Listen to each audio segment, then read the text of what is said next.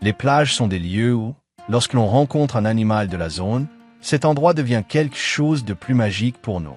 Des oiseaux marins aux poissons que l'on peut voir lorsque l'eau est calme, l'esprit humain se forme un paradis avec ce type de lieu.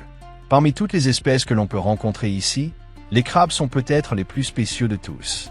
Cela est peut-être dû au fait qu'on ne peut les observer que dans ces endroits. Il existe de nombreux genres de décapodes, mais l'un des plus intimidants est celui des crabes violonistes à cause de leur énorme pince. C'est ici qu'intervient le crabe violoniste à eau salubre ou violoniste articulé rouge. Ce sont des crabes qui habitent toute la côte est des États-Unis, de Cape Cod aux plages du Texas, dans des lieux sablonneux ou marécageux où les eaux découvrent une portion de terre à marée basse et où les eaux sont peu salubres, mais qui doivent contenir une certaine quantité de sel. Ils creusent des terriers dans le sol d'une profondeur de 2 à 5 cm en obstruant leurs entrées avec de la boue ou du sable très humide et peuvent s'aventurer jusqu'à 50 km au large. Le genre auquel appartient ce violoniste s'appelle Uka, des crabes dont le développement d'une chélipède hypertrophiée plus grande que l'autre dépend du sexe. C'est cette différence qui a formé leur groupe.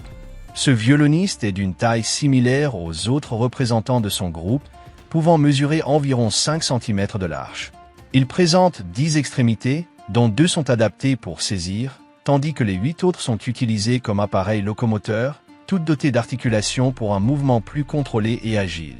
Ils sont de couleur châtain avec des tons gris et des portions rouges, surtout au niveau des articulations.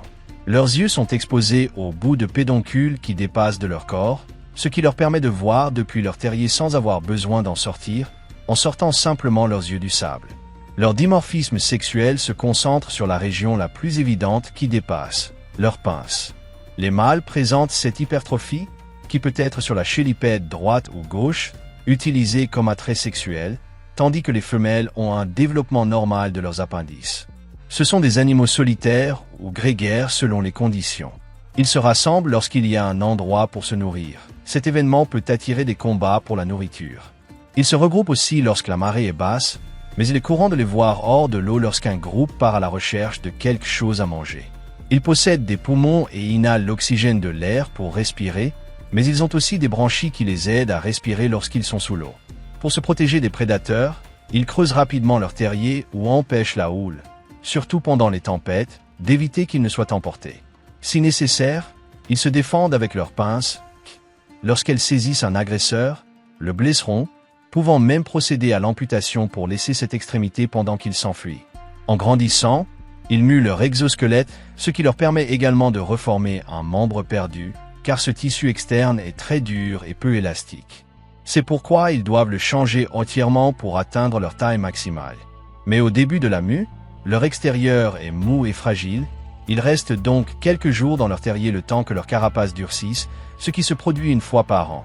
Et si le mâle perd sa plus grande pince, l'autre commencera à augmenter de taille. Ces crabes communiquent par des mouvements, surtout de leur chélipède, qui sont détectés par les yeux, tandis qu'ils recourent au claquement de celle-ci pour intimider. Mais cela est perçu davantage par le mouvement que par le son. Pendant l'hiver, ils hibernent, se retirant dans leur terrier en attendant que les conditions climatiques leur soient favorables. Ce sont des animaux omnivores, mangeant des algues, des animaux plus petits, de la viande, des champignons, des charognes, etc. Il peut y avoir du cannibalisme où ils attrapent d'autres violonistes. Ils tamisent le sable avec leurs pinces, préférant manger dans des flaques d'eau pour que les déchets tombent au fond tandis que ce qui est comestible flotte, la principale source de nourriture étant des plantes du nom de Spartina.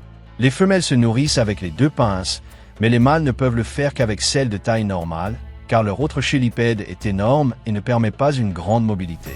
De plus, pour obtenir la même quantité de nutriments, ils doivent consommer 2 fois plus que les femelles de leur espèce.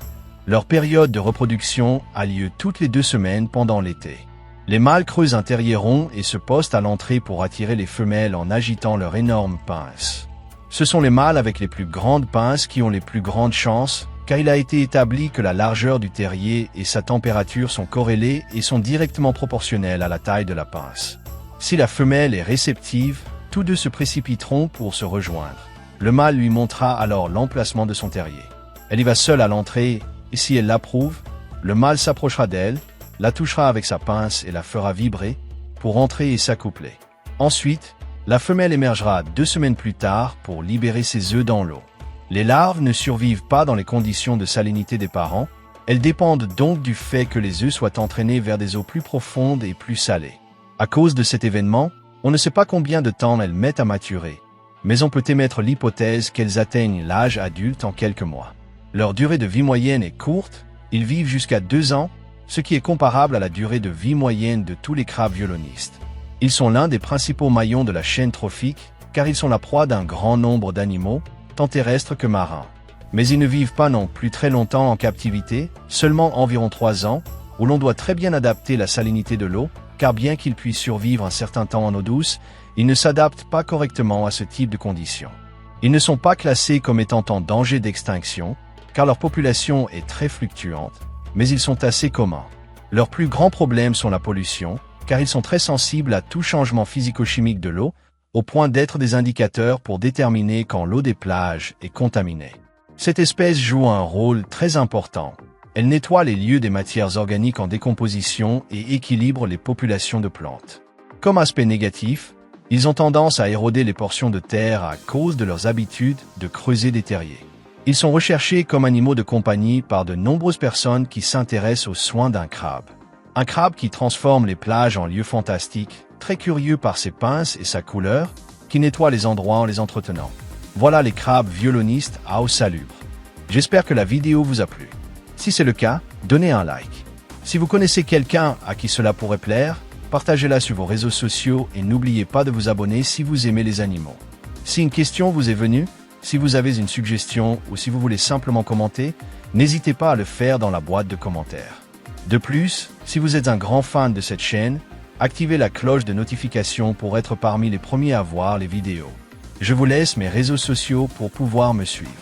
Sur Facebook, je poste quelques vidéos et contenus intéressants. Sur Instagram, je publie des photos de choses intéressantes. Et sur Twitter, vous pourrez voir un résumé de toute mon activité.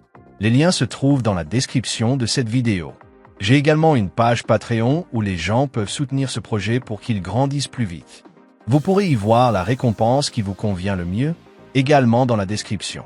Pour toutes les personnes qui ne comprennent pas l'espagnol, je rappelle que vous pourrez profiter de toutes les vidéos sous-titrées en anglais, allemand, français, italien, coréen, japonais, portugais, russe et hindi. Passez aussi sur ma chaîne Citygame, où je poste des gameplays, des personnages de comics et pratiquement toute idée qui me traverse l'esprit pour en faire une vidéo. Merci beaucoup d'avoir regardé cette vidéo. À bientôt.